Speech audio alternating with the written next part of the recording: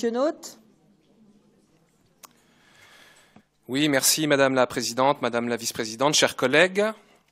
Madame la Vice-Présidente, vous l'avez dit, suite à la parution d'un décret d'application le 13 avril 2017, les régions voient leurs compétences renforcées en ce qui concerne le pilotage de la carte des formations sociales.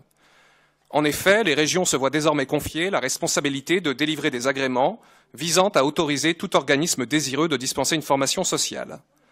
Dans la mesure où cette nouvelle mission s'impose à la région par la force de la loi, ce rapport n'appelle pas forcément, sur son principe, de nombreux commentaires. Seul le règlement, censé encadrer la délivrance de ces agréments, mérite donc quelques remarques. Et celui que vous avez établi semble suffisamment sérieux pour que nous le votions. L'application échelonnée et la mise en place d'agréments transitoires d'une période de 2 ans devraient permettre à la région d'exercer un contrôle de qualité et dans de bonnes conditions.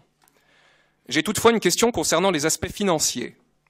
Dans l'exposé des motifs, il est écrit que cet élargissement, je cite, du périmètre renforçant les missions de la région s'effectue sans transfert de personnel ni compensation financière de l'État.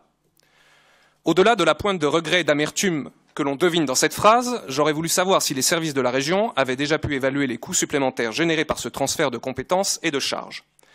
Il est vrai que les baisses de dotation de l'État et l'exonération de la taxe d'habitation sont de grands sujets d'actualité en cette semaine de congrès des maires de France, mais n'oublions pas que tous les transferts de charges et de compétences participent également largement à l'étranglement des collectivités territoriales. Nous en avons ici, me semble-t-il, un excellent exemple. Je vous remercie de votre attention et je vous remercie d'avance pour votre réponse. Merci, Monsieur Haït.